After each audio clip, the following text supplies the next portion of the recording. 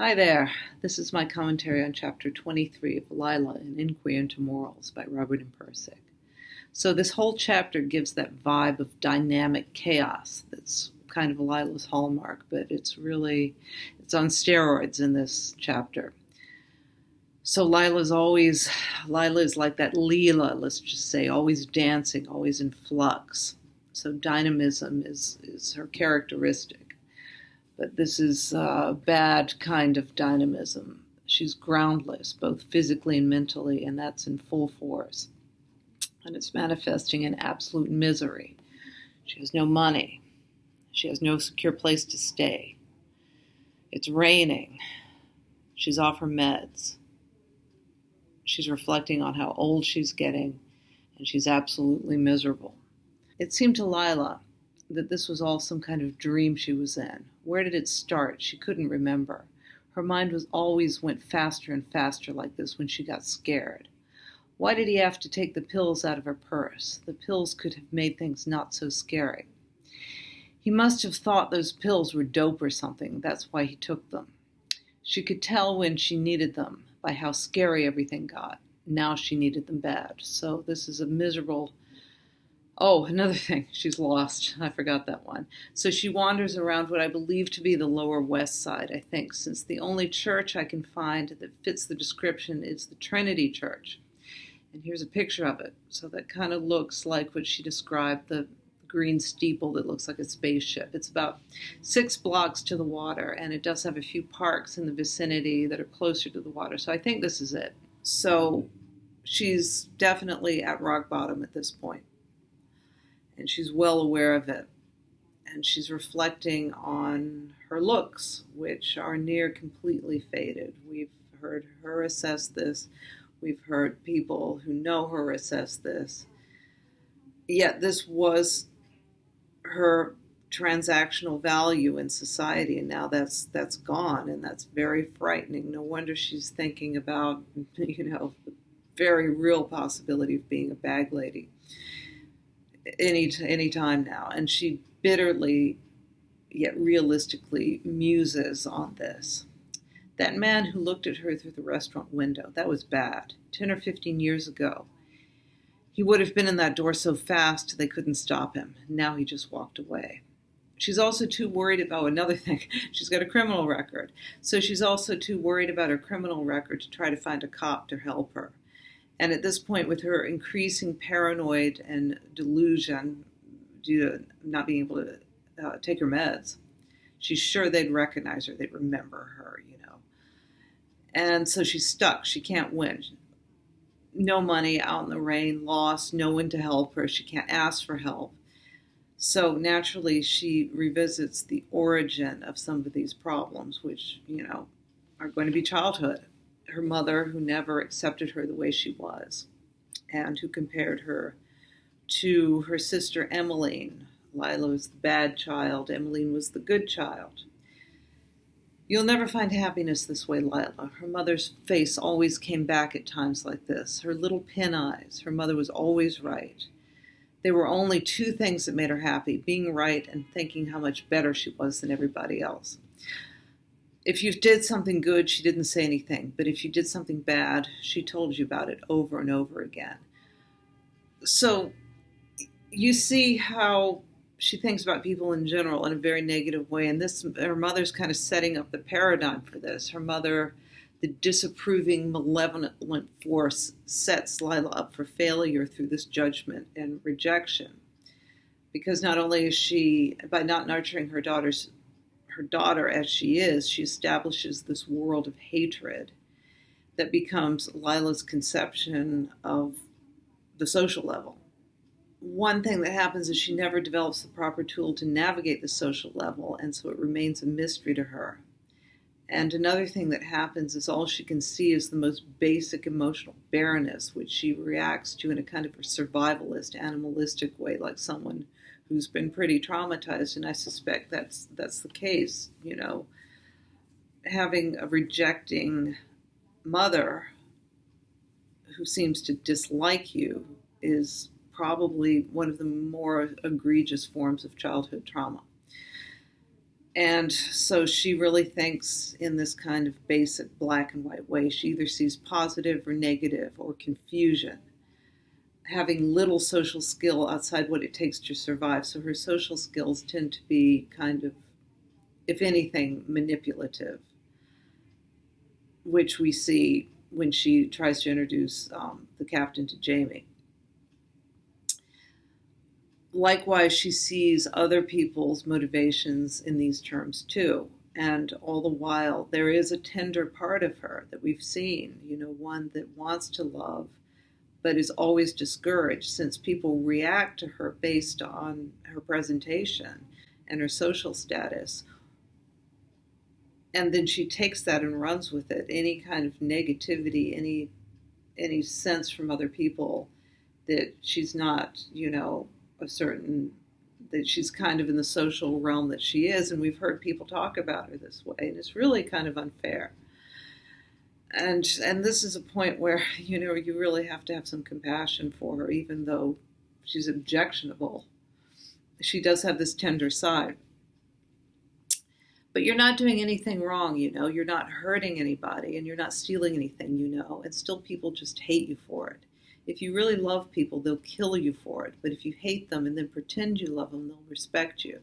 But what's the purpose of living if all you can do is hate people and have them hate you? She was so sick and tired of this world where everybody was supposed to hate everybody else. Yeah, that is the paradigm her mother kind of sets up for her. Unless you're Emmeline, you're a detestable person. And her whole life has been one of going from one low-hanging fruit to the other, the easiest thing to get without any social skills, without any education, without any sense of self as a valuable person. Because true fulfillment is unavailable to her with this innate sense of, let's just say, original sin conveyed by her mother and reinforced by probably her preacher grandfather. And if you notice, there's not any mention of her actual father. So she settles for her husband, that she marries very young, some kind of loser.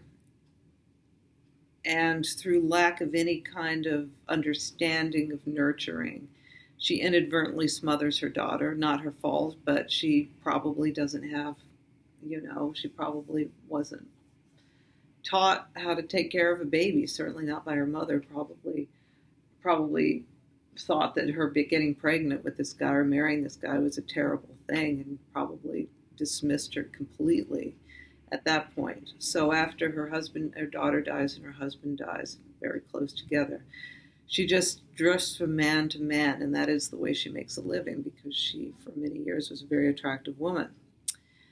At the end of this chapter, she's going to start having hallucinations that mark her unmedicated state, but before that are these very dreary reflections, and we've heard them already, of the downside of her lot in life. However, these reflections are becoming increasingly dreary and paranoid and the black and white thinking of someone who's never learned how to relate to people in a healthy way, which is why you see black and white thinking in things like borderline personality disorders, which are trauma disorders. And so this type of black and white thinking and this unpleasant view of the world really hits a pinnacle as she breaks down mentally. And in kind of a, hellish way. They just want to dirty you. That's what they want to do. Just dirty you so you'll be like them, shooting their filth into you, and then say, Lila, look, Lila, you're a whore, you're a slut. They just hate it when people make love. And then they'll go to a fist fight where somebody's really hurt and covered with blood, and they'll just love that. Well, that's a great point, and this kind of speaks a little bit to that tender side of hers. That she sees this dualism, this hypocritical dualism, or a war and stuff like that. They're all mixed up, and they're trying to take it out on you, so you get mixed up. And that's probably how it feels to a paranoid person. And I think that, one thing about schizophrenia and the hallucinations don't really seem exactly like the schizophrenia that I've witnessed before, which is these voices in the head that are typically typically recriminating and, let's just say, a really punishing superego. So even though she has kind of feelings like that, she's sort of distanced from them. She kind of can see how, she kind of can see that they're unfair. So reflected almost exactly, her mother's attitude towards her is the attitude of the hospital that she thinks back to. She was probably committed, like Pirsig was. And as we know, Pirsig's relationship with the psych ward is contentious, but he knew he had to play nice to get out. And Lila, with a little less verbal acuity, describes the same experience, and that she's Pirsig's and she's Pirsig's soulmate in this regard is interesting. That they share this thing in common and their reaction to it. Just imagine this paragraph articulated a little bit more intellectually, a little bit more succinctly, but they're both saying the same thing about being committed to the psych ward. You mustn't ever tell their secret about how weak they are. They think you don't see. If you tell them, they get mad. Then they really hate you. Then they call you names. That's what they did in Rochester, but she was telling them the truth. That's why they said she was sick. They don't want to hear the truth. If you tell them, they'll try to do things to you. Pirsig was definitely looking for the truth, and in art, if we're looking at things through the metaphysics of quality, if this is something that really aligns with how we see reality, then in our opinion, Pirsig found the truth. And in a lot of ways, Lila's, she's not a dishonest, except when she's kind of manipulating in certain cases. In general, she's a very honest person. She is someone who kind of tells the truth. And as Pirsig said, to step outside the collective mythos is to be insane. And this is how society will treat you if your truth isn't what their truth is. So, and basically Pirsig's truth was intellectual, was in this intellectual, metaphysical world that people can handle. Lila's truth is in the social world. And she's continually, like I said, people react poorly to her because she doesn't fit into the social level in a way that is, in a way that gets you up the social hierarchy.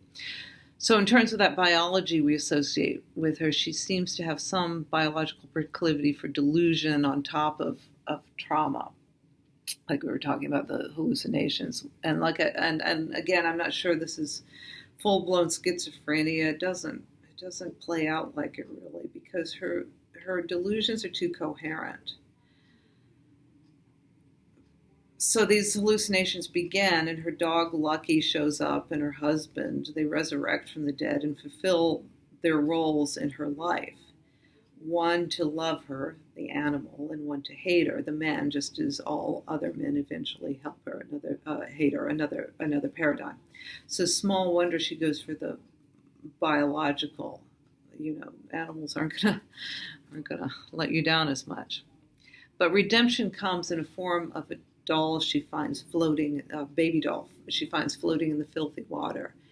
And the theme of resurrection of these old relationship patterns finds its culmination in her own body warmth, bringing her dead baby back to life as the warmth transfers onto the plastic and the plastic begins to feel warm. Then she took her sweater from the cockpit floor and put it on her lap and wrapped the baby in it and held it close. And she rocked the baby back and forth until she could feel some of the coldness go out of it. "It's all right," she said. "It's all right. You're all right now. It's all over. You're all right now. No one's going to hurt you anymore." After a while, Lila could feel the baby's body becoming warm against her own. She began to rock it a little, back and forth. Then she began to hum a little song to it that she remembered from long ago. So Lila's now gone from our world, but she's entered her own world, the world of the island, the world in which she has some agency, some ability to do something constructive and meaningful. In fact, in this world, she's doing the greatest thing anyone can do, which is nurture and protect their own child, something at which her mother certainly failed. And again, redemption for her own abysmal, deadly failure as well. as the delusory theater of her significant memories play out in psychotic archetypal fashion. So I hope that made sense, and I will see you next time.